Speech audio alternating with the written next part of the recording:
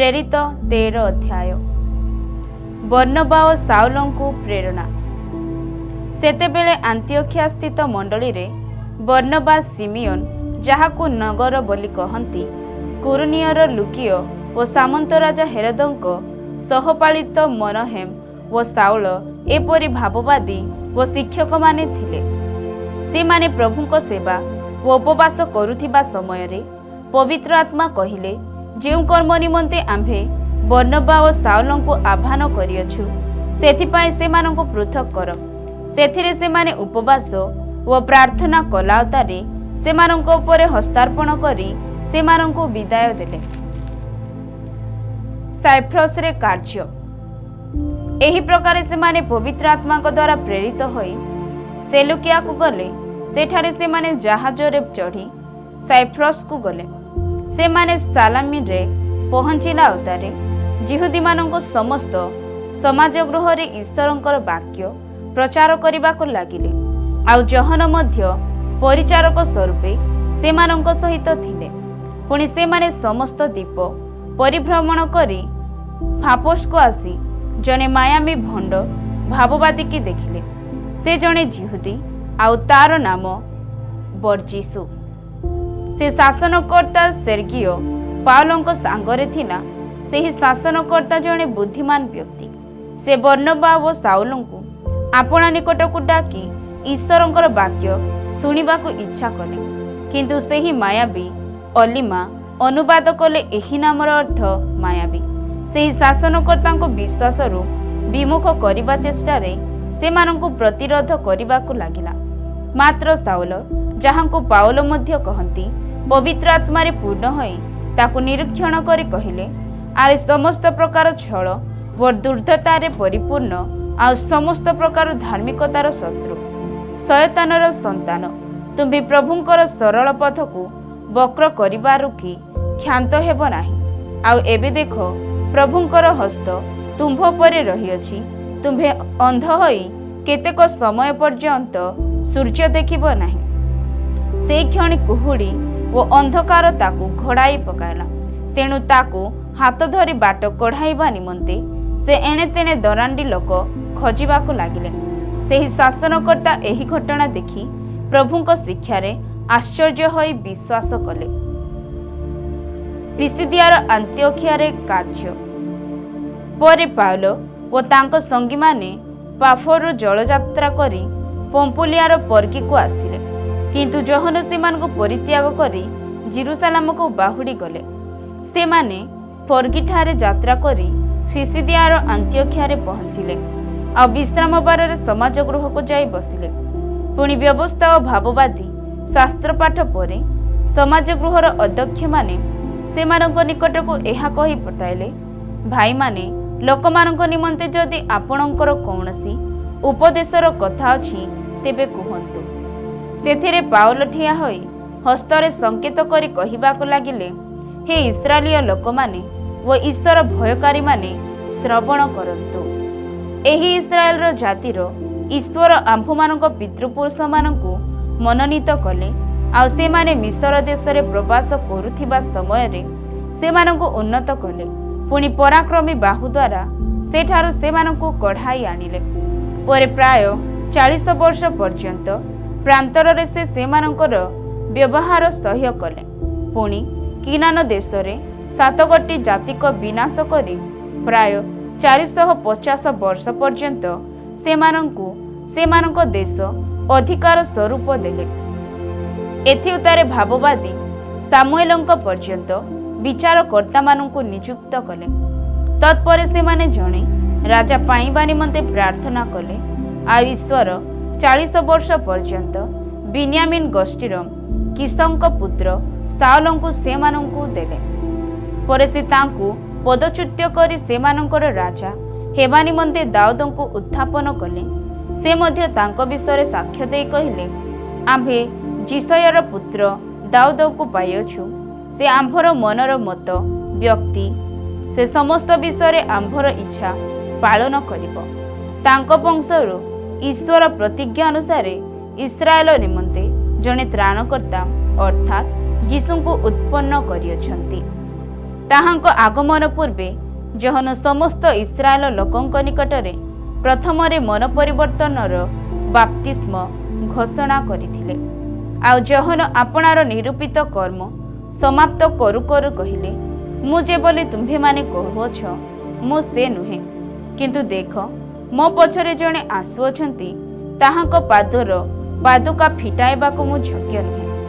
ହେ ଭାତୃବୃନ୍ଦ, ଅବ୍ରାହମଙ୍କ ବଂଶର ସନ୍ତାନ ସନ୍ତତି ଓ ଆପଣମାନଙ୍କ ମଧ୍ୟରୁ ଈଶ୍ୱର ଭୟକାରୀମାନେ ଆମ୍ଭମାନଙ୍କ ନିକଟରୁ ଏହି ପରିତ୍ରାଣର ବାକ୍ୟ ପ୍ରେରିତ ହୋଇଅଛି।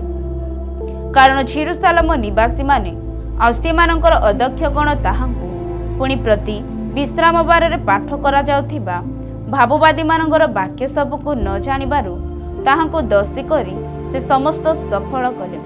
ଆଉ ପ୍ରାଣଦଣ୍ଡର କୌଣସି କାରଣ ନ ପାଇଲେ ସୁଦ୍ଧା ତାହାଙ୍କୁ ବୋଧ କରିବା ନିମନ୍ତେ ପିଲାତକୁ ନିବେଦନ କଲେ। ପୁଣି ତାହାଙ୍କ ବିଷୟରେ ଯାହା ସବୁ ଲେଖା ଅଛି ସେ ସମସ୍ତ ସେମାନେ ପୂର୍ଣ୍ଣ କଲା ଅତାରେ ତାହାଙ୍କୁ କ୍ରୁଶରୁ ଓହ୍ଲାଇ ଆଣି ସମାଧିରେ ରଖିଦେଲେ। କିନ୍ତୁ ଈଶ୍ୱର ତାହାଙ୍କୁ ମୃତ୍ୟୁମାନଙ୍କ ମଧ୍ୟରୁ ଉଠାଇଲେ। ପୁଣି ଯେଉଁମାନେ ତାହାଙ୍କ ସହିତ ଗାଲିଲୀରୁ ଜେରୁସାଲେମକୁ ଆସିଥିଲେ ସେମାନେ ଅନେକ ଦିନ ପର୍ଯ୍ୟନ୍ତ ତାହାଙ୍କ ଦର୍ଶନ ପାଇଲେ। ସେମାନେ ବର୍ତ୍ତମାନ ଲୋକମାନଙ୍କ ନିକଟରେ ତାହାଙ୍କର ସାକ୍ଷୀ। ଆଉ ପିତୃପୁରୁଷମାନଙ୍କ ନିକଟରେ କୃତ ପ୍ରତିଜ୍ଞା ବିଷୟରେ ଆମ୍ଭେମାନେ ଆପଣମାନଙ୍କୁ ଏହି ସୁସମାଚାର ଜଣାଉଅଛୁ ଯେ ଈଶ୍ୱର ଯୀଶୁଙ୍କୁ ଉତ୍ଥାପନ କରି ସେମାନଙ୍କର ସନ୍ତାନ ଯେ ଆମ୍ଭମାନଙ୍କ ପ୍ରତି ସେହି ପ୍ରତିଜ୍ଞା ସଫଳ କରିଅଛନ୍ତି। ଯେପରି ଦ୍ୱିତୀୟ ଗୀତରେ ମଧ୍ୟ ଲେଖା ଅଛି, ତୁମ୍ଭେ ଆମ୍ଭର ପୁତ୍ର, ଆଜି ଆମ୍ଭେ ତୁମ୍ଭକୁ ଜନ୍ମ ଦେଲୁ। ସେ ଯେ ତାହାଙ୍କୁ ମୃତ୍ୟୁମାନଙ୍କ ମଧ୍ୟରୁ ଉଠାଇଅଛନ୍ତି, ପୁଣି ସେ ଯେ ଆଉ କ୍ଷୟ ସ୍ଥାନକୁ ଫେରିବେ ନାହିଁ, ଏହି ବିଷୟରେ ସେ ଏହି ପ୍ରକାର କହିଅଛନ୍ତି, ଆମ୍ଭେ ଦାଉଦଙ୍କ ନିକଟରେ ପ୍ରତିଜ୍ଞାତ ପବିତ୍ର ଓ ଅଟଳ ଆଶୀର୍ବାଦ ସବୁ ତୁମ୍ଭମାନଙ୍କୁ ପ୍ରଦାନ କରିବା। ପୁଣି ସେ ମଧ୍ୟ ଆଉ ଗୋଟିଏ ଗୀତରେ କହିଅଛନ୍ତି, ତୁମ୍ଭେ ଆପଣା ଭକ୍ତକୁ କ୍ଷୟ ପାଇବାକୁ ଦେବ ନାହିଁ। ଦାଉଦ ତ ଆପଣା ସମକାଳୀନ ଲୋକମାନଙ୍କ ମଧ୍ୟରେ ଈଶ୍ୱରଙ୍କର ସଂକଳ୍ପ ଅନୁସାରେ ସେବକର କାର୍ଯ୍ୟ କଲା ଅତାରେ ମହାନିଦ୍ରା ପ୍ରାପ୍ତ ହେଲେ ଏବଂ ଆପଣା ପିତୃପୁରୁଷମାନଙ୍କ ନିକଟରେ ସମାଧିସ୍ଥ ହୋଇ କ୍ଷୟ ପାଇଲେ। କିନ୍ତୁ ଯାହାଙ୍କୁ ଈଶ୍ୱର ଉଠାଇଅଛନ୍ତି ସେ କ୍ଷୟ ପାଇ ନାହାନ୍ତି। ଅତଏବ ହେ ଭାଇମାନେ, ଆପଣମାନେ ଏହା ଅବଗତ ହେଉନ୍ତୁ, ଏହି ବ୍ୟକ୍ତିଙ୍କ ଦ୍ୱାରା ଆପଣମାନଙ୍କ ନିକଟରେ ପାପମୋଚନ ପ୍ରଚାର କରାଯାଉଅଛି। ପୁଣି ମୋଶାଙ୍କ ବ୍ୟବସ୍ଥା ଦ୍ୱାରା ଯେ ସମସ୍ତ ବିଷୟରୁ ଆପଣମାନେ ମୁକ୍ତ ହୋଇ ଧାର୍ମିକ ଗଣିତ ହୋଇପାରିଲେ ନାହିଁ, ବିଶ୍ୱାସକାରୀ ପ୍ରତ୍ୟେକ ଲୋକ ତାହାଙ୍କ ଦ୍ୱାରା ସେହି ସମସ୍ତ ବିଷୟରୁ ମୁକ୍ତ ହୋଇ ଧାର୍ମିକ ଗଣିତ ହୁଅନ୍ତି। ତେଣୁ ସାବଧାନ, କାଳେ ଭାବବାଦୀମାନଙ୍କ ଶାସ୍ତ୍ରରେ ଯାହା କୁହାଯାଇଅଛି ତାହା ଯେପରି ଆପଣମାନଙ୍କ ପ୍ରତି ନ ଘଟେ। ହେ ଅବଜ୍ଞାକାରୀମାନେ, ତୁମ୍ଭେମାନେ ଦେଖି ପୁଣି ଚମତ୍କୃତ ହୋଇ ବିନଷ୍ଟ ହୁଅ। ଯେଣୁ ଆମ୍ଭେ ତୁମ୍ଭମାନଙ୍କ ସମୟରେ ଗୋଟିଏ କାର୍ଯ୍ୟ ସାଧନ କରୁଅଛୁ।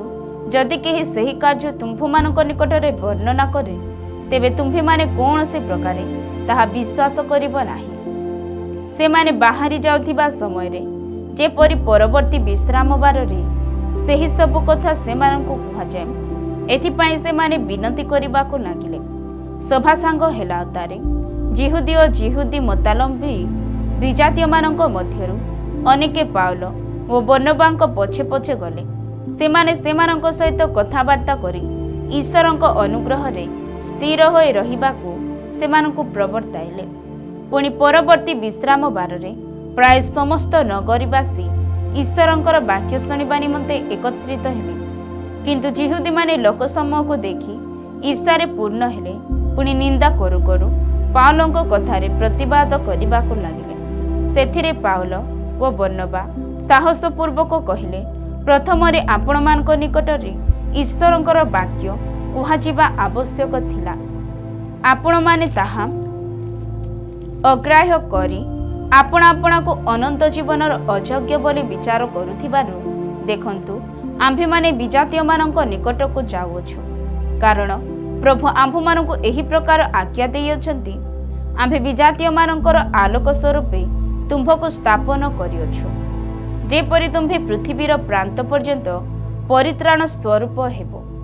ବିଜାତୀୟମାନେ ଏହା ଶୁଣି ଆନନ୍ଦିତ ହେଲେ ଆଉ ଈଶ୍ୱରଙ୍କ ବାକ୍ୟର ଗୌରବ କରିବାକୁ ଲାଗିଲେ। ପୁଣି ଯେତେ ଲୋକ ଅନନ୍ତ ଜୀବନ ନିମନ୍ତେ ନିରୂପିତ ହୋଇଥିଲେ ସେମାନେ ବିଶ୍ୱାସ କଲେ। ଆଉ ସମୁଦାୟ ଅଞ୍ଚଳରେ ପ୍ରଭୁଙ୍କର ବାକ୍ୟ ବ୍ୟାପିଗଲା।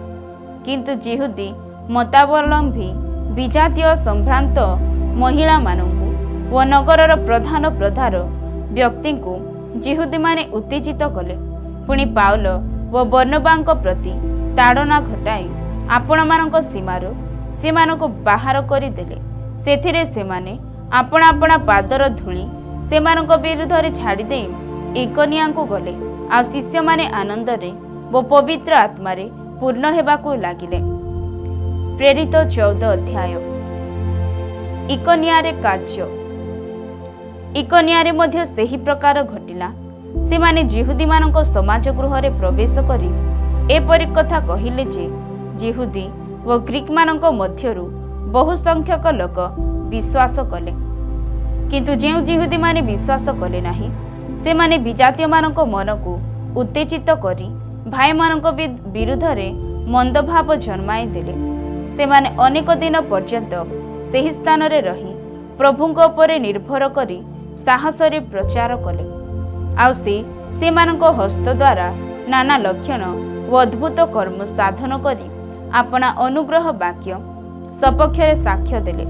କିନ୍ତୁ ନଗରର ଲୋକସମୂହ ଦୁଇ ଦଳ ହେଲେ, ଦଳେ ଯିହୁଦୀମାନଙ୍କ ପକ୍ଷରେ ଆଉ ଦଳେ ପ୍ରେରିତମାନଙ୍କ ପକ୍ଷରେ।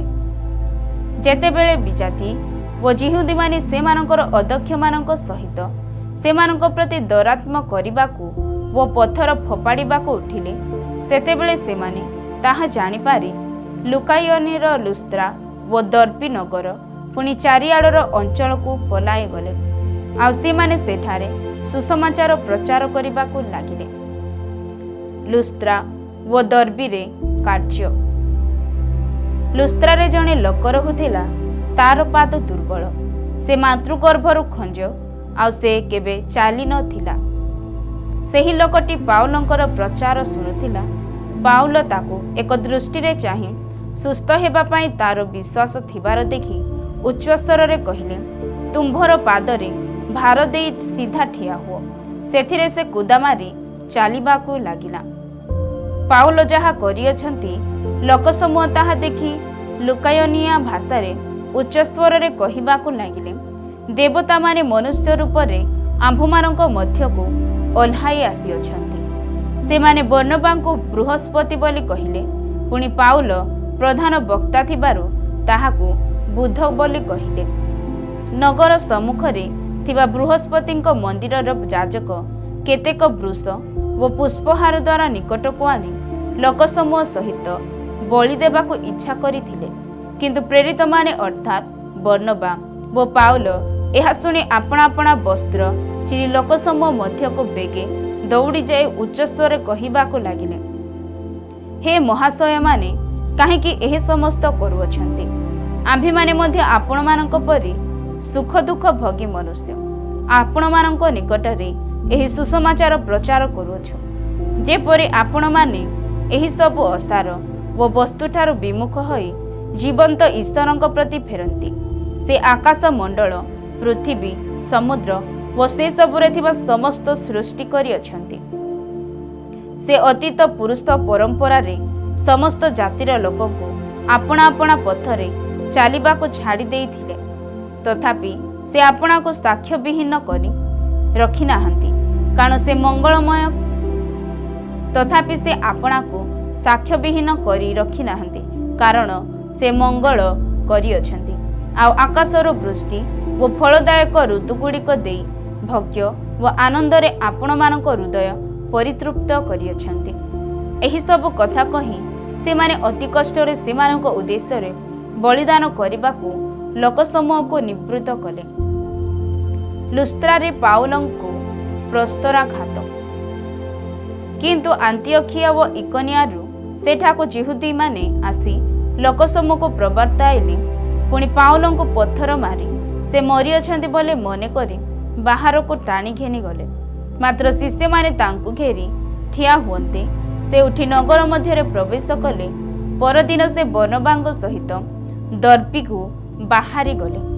ସେମାନେ ସେହି ନଗରରେ ସୁସମାଚାର ପ୍ରଚାର କରି ଅନେକଙ୍କୁ ଶିଷ୍ୟ କଲା ଉତ୍ତାରେ ଲୁସ୍ତ୍ରା, ଇକୋନିଆ ଓ ଆନ୍ତିଓଖିଆକୁ ବାହୁଡ଼ି ଆସିଲେ। ପୁଣି ସେ ସ୍ଥାନମାନଙ୍କରେ ଶିଷ୍ୟମାନଙ୍କ ମନକୁ ସୁସ୍ଥିର କଲେ ଓ ବିଶ୍ୱାସରେ ଅଟଳ ରହିବା ପାଇଁ ସେମାନଙ୍କୁ ଉତ୍ସାହ ପ୍ରଦାନ କରି କହିଲେ, ଅନେକ କ୍ଲେଶ ମଧ୍ୟ ଦେଇ ଆମ୍ଭମାନଙ୍କୁ ଈଶ୍ୱରଙ୍କ ରାଜ୍ୟରେ ପ୍ରବେଶ କରିବାକୁ ହେବ। ଆଉ ସେମାନେ ସେମାନଙ୍କ ନିମନ୍ତେ ପ୍ରତ୍ୟେକ ମଣ୍ଡଳୀରେ ପ୍ରାଚୀନମାନଙ୍କୁ ନିଯୁକ୍ତ କରି ଉପବାସ ସହିତ ପ୍ରାର୍ଥନା କଲେ। ପୁଣି ଯେଉଁ ପ୍ରଭୁଙ୍କଠାରେ ସେମାନେ ବିଶ୍ୱାସ କରିଥିଲେ ତାହାଙ୍କ ହସ୍ତରେ ସେମାନଙ୍କୁ ସମର୍ପଣ କଲେ। ସିରିଆର ଆନ୍ତିଓଖିଆକୁ ପ୍ରତ୍ୟାବର୍ତ୍ତନ ପରେ ସେମାନେ ଫିସିଦିଆ ମଧ୍ୟ ଦେଇ ପମ୍ପୁଲିଆକୁ ଆସିଲେ। ଆଉ ପର୍ଗିରେ ବାକ୍ୟ ପ୍ରଚାର କରି ଆତାଲିଆକୁ ଗଲେ। ସେଠାରୁ ସେମାନେ ଆନ୍ତିଓଖିଆକୁ ଜାହାଜରେ ଯାତ୍ରା କଲେ। ସେମାନେ ଯେଉଁ କାର୍ଯ୍ୟ ସାଧନ କରିଥିଲେ ତାହା କରିବା ନିମନ୍ତେ ଈଶ୍ୱରଙ୍କ ଅନୁଗ୍ରହରେ ସମର୍ପିତ ହୋଇ ସେ ସ୍ଥାନରୁ ବାହାରିଥିଲେ। ସେମାନେ ପହଞ୍ଚି ମଣ୍ଡଳୀକୁ ଏକତ୍ର କଲେ। ପୁଣି ଈଶ୍ୱର ସେମାନଙ୍କ ସାଙ୍ଗରେ ଥାଇ ଯେ ସମସ୍ତ କାର୍ଯ୍ୟ କରିଥିଲେ ଓ ବିଜାତୀୟମାନଙ୍କ ପ୍ରତି ବିଶ୍ୱାସର ଦ୍ୱାର ଫିଟାଇ ଦେଇଥିଲେ ସେହି ସବୁ ବର୍ଣ୍ଣନା କଲେ। ଆଉ ସେମାନେ ଶିଷ୍ୟମାନଙ୍କ ସହିତ ଅନେକ ଦିନ ପର୍ଯ୍ୟନ୍ତ ରହିଲେ। ପ୍ରେରିତ 15 ଅଧ୍ୟାୟ। ଜେରୁସାଲେମର ଖ୍ରୀଷ୍ଟୀୟ ସଭା। ଏଥିମଧ୍ୟରେ କେତେକ ଲୋକ ଯିହୁଦୀ ପ୍ରଦେଶରୁ ଆସି ଭାଇମାନଙ୍କୁ ଏହି ଶିକ୍ଷା ଦେବାକୁ ଲାଗିଲେ, ମୋଶାଙ୍କ ବିଧି ଅନୁସାରେ ତୁମ୍ଭମାନଙ୍କର ସୁନ୍ନତ ନ ହେଲେ ପରିତ୍ରାଣ ପାଇପାରିବ ନାହିଁ। ଏଥିରେ ପାଉଲ ବର୍ଣ୍ଣବାଙ୍କର ସେମାନଙ୍କ ସାଙ୍ଗରେ ଅନେକ ବାକ୍ଯୁଦ୍ଧ ଓ ବାଦାନୁବାଦ ହେବାରୁ ଭାଇମାନେ ପାଉଲ ଓ ବର୍ଣ୍ଣବା ଓ ଆପଣମାନଙ୍କ ମଧ୍ୟରୁ ଆଉ କେତେକ ଜଣ ଏହି ପ୍ରଶ୍ନ ଘେନି ଜେରୁସାଲେମସ୍ଥ ପ୍ରେରିତ ଓ ପ୍ରାଚୀନମାନଙ୍କ ନିକଟକୁ ଯାଆନ୍ତୁ ବୋଲି ସ୍ଥିର କଲେ। ଅତଏବ ମଣ୍ଡଳୀ ସେମାନଙ୍କୁ ବାଟ ବଳାଇ ବିଦାୟ ଦେଲା ଉତ୍ତାରେ ସେମାନେ ଫେନିକିଆ ଓ ସମୀରଣ ଦେଇ ଯାଉ ଯାଉ ବିଜାତୀୟମାନଙ୍କ ଅତଏବ ମଣ୍ଡଳୀ ସେମାନଙ୍କୁ ବାଟ ବଳାଇ ବିଦାୟ ଦେଲା ଉତ୍ତାରେ ସେମାନେ ଫେନିକିଆ ଓ ସମୀରଣ ଦେଇ ଯାଉ ଯାଉ ବିଜାତୀୟମାନଙ୍କ ମନ ପରିବର୍ତ୍ତନ ବିଷୟ ବର୍ଣ୍ଣନା କରି ସମସ୍ତ ଭାଇମାନଙ୍କର ମହାନନ୍ଦ ଜନ୍ମାଇଲେ। ପରେ ସେମାନେ ଜେରୁସାଲେମରେ ଉପସ୍ଥିତ ହୋଇ ମଣ୍ଡଳୀ ପୁଣି ପ୍ରେରିତ ଓ ପ୍ରାଚୀନମାନଙ୍କ ଦ୍ୱାରା ଅଭ୍ୟର୍ଥନା ପ୍ରାପ୍ତ ହେଲେ। ଆଉ ଈଶ୍ୱର ସେମାନଙ୍କ ସାଙ୍ଗରେ ଥାଇ ଯେ ସମସ୍ତ କାର୍ଯ୍ୟ କରିଥିଲେ ସେହି ସବୁ ବର୍ଣ୍ଣନା କଲେ। କିନ୍ତୁ ଫାରୁସୀ ଦଳର କେତେଜଣ ବିଶ୍ୱାସୀ ଉଠି କହିଲେ, ବିଜାତୀୟ ଶିଷ୍ୟମାନଙ୍କୁ ସୁନ୍ନତ କରିବା ଓ ମୋଶାଙ୍କର ବ୍ୟବସ୍ଥା ପାଳନ କରିବା ନିମନ୍ତେ ସେମାନଙ୍କୁ ଆଜ୍ଞା ଦେବା ଆବଶ୍ୟକ। ପରେ ସେ ଏହି ବିଷୟ ଆଲୋଚନା କରିବା ନିମନ୍ତେ ପ୍ରେରିତ ଓ ପ୍ରାଚୀନମାନେ ସମବେତ ହେଲେ। ଅନେକ ତର୍କ ବିତର୍କ ହେଲା ଉତ୍ତାରେ ପିତର ଉଠି ସେମାନଙ୍କୁ କହିଲେ, ହେ ଭାଇମାନେ, ଆପଣମାନେ ଜାଣନ୍ତି ଯେ ମୋହର ମୁଖ ଦ୍ୱାରା ବିଜାତୀୟମାନେ ଯେପରି ସୁସମାଚାର ବାକ୍ୟ ଶୁଣି ବିଶ୍ୱାସ କରନ୍ତି, ଏଥିପାଇଁ ଅନେକ ଦିନ ପୂର୍ବେ ଈଶ୍ୱର ଆପଣମାନଙ୍କ ମଧ୍ୟରୁ ମୋତେ ମନୋନୀତ କରିଥିଲେ। ଅନ୍ତର୍ଯ୍ୟାମୀ ଈଶ୍ୱର ଆମ୍ଭମାନଙ୍କୁ ଯେପରି ପବିତ୍ର ଆତ୍ମା ଦାନ କରିଅଛନ୍ତି, ସେମାନଙ୍କୁ ମଧ୍ୟ ସେହିପରି ଦାନ କରି ସେମାନଙ୍କ ପକ୍ଷରେ ସାକ୍ଷ୍ୟ ଦେଇ ଅଛନ୍ତି। ଆଉ ସେ ଆମ୍ଭମାନଙ୍କ ଓ ସେମାନଙ୍କ ମଧ୍ୟରେ କୌଣସି ପ୍ରଭେଦ ନ ରଖି ଆଉ ସେ ଆମ୍ଭମାନଙ୍କୁ ଓ ସେମାନଙ୍କ ମଧ୍ୟରେ କୌଣସି ପ୍ରଭେଦ ନ ରଖି ବିଶ୍ୱାସ ଦ୍ୱାରା ସେମାନଙ୍କର ହୃଦୟ ସୂଚି କରିଅଛନ୍ତି।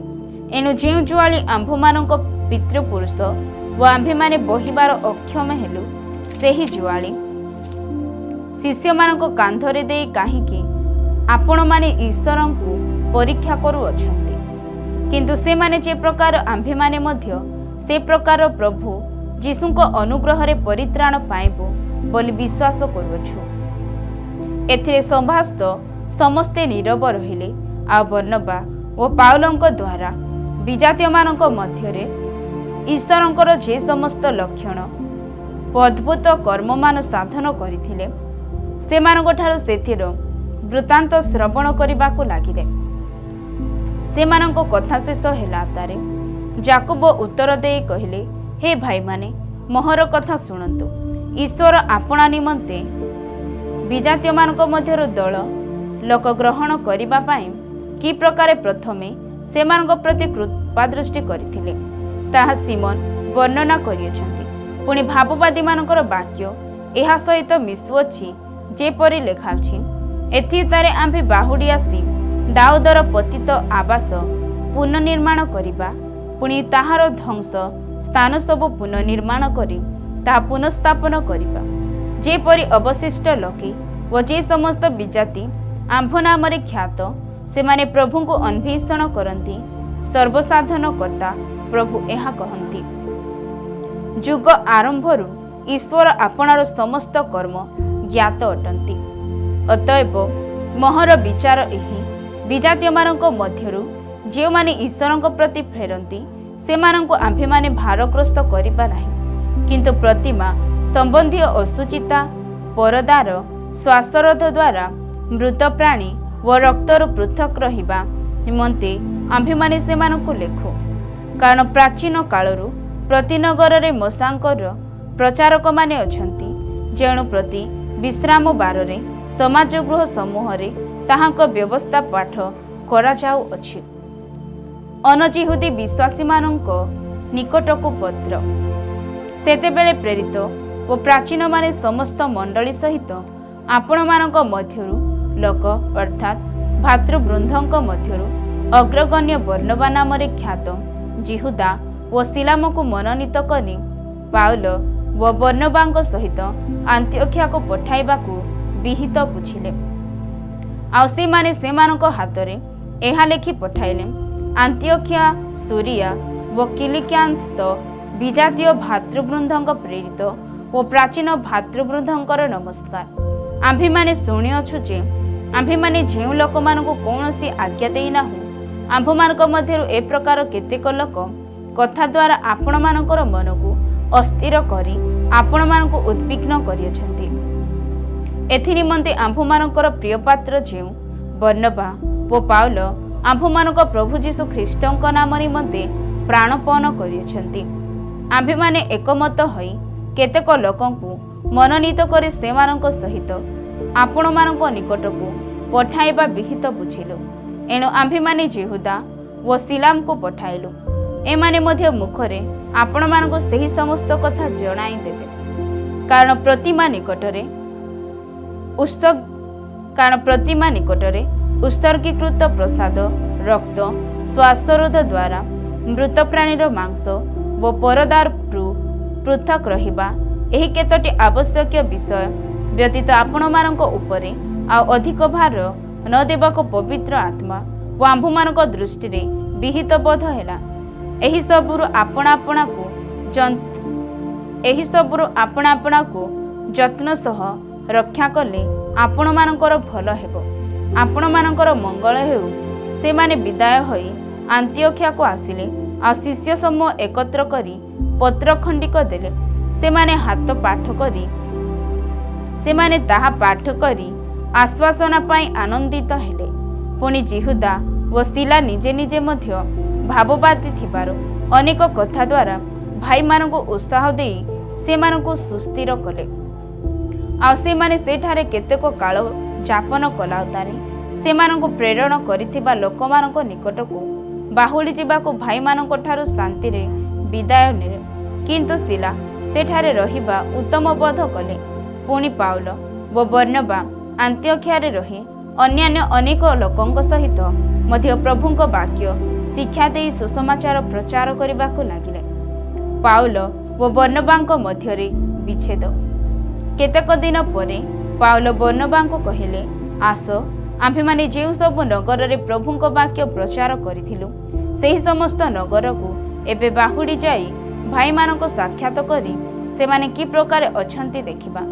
ସେଥିରେ ମାର୍କ ନାମରେ ଖ୍ୟାତ ଜହନଙ୍କୁ ମଧ୍ୟ ସାଙ୍ଗରେ ଘେନିଯିବା ପାଇଁ ବର୍ଣ୍ଣବାଙ୍କର ଇଚ୍ଛା ଥିଲା। କିନ୍ତୁ ସେ ସେମାନଙ୍କୁ ଛାଡ଼ି ପମ୍ପୁଲିଆରୁ ଚାଲି ଆସିଥିଲେ ଓ ସେମାନଙ୍କ ସହିତ କାର୍ଯ୍ୟକୁ ଯାଇନଥିଲେ। ତାଙ୍କୁ ସାଙ୍ଗରେ ନେବାକୁ ପାଉଲ ଉଚିତ ମନେ କଲେ ନାହିଁ। ସେଥିରେ ଘର ବିବାଦ ଘଟିବାରୁ ସେମାନେ ପରସ୍ପରଠାରୁ ପୃଥକ୍ ହେଲେ। ବର୍ଣ୍ଣବା ମାର୍କଙ୍କୁ ସାଙ୍ଗରେ ଘେନି ଜାହାଜରେ କୁପ୍ରକୁ ଗମନ କଲେ। କିନ୍ତୁ ପାଉଲ ସିଲାଙ୍କୁ ମନୋନୀତ କରି ଭାଇମାନଙ୍କ ଦ୍ୱାରା ପ୍ରଭୁଙ୍କ ଅନୁଗ୍ରହରେ ସମର୍ପିତ ହୋଇ ପ୍ରସ୍ଥାନ କଲେ। ଆଉ ସେ ସୁରିଆ ଓ କିଲିକିଆ ଦେଇ ଯାଉ ଯାଉ ମଣ୍ଡଳୀ ସମୂହକୁ ସୁସ୍ଥିର କଲେ।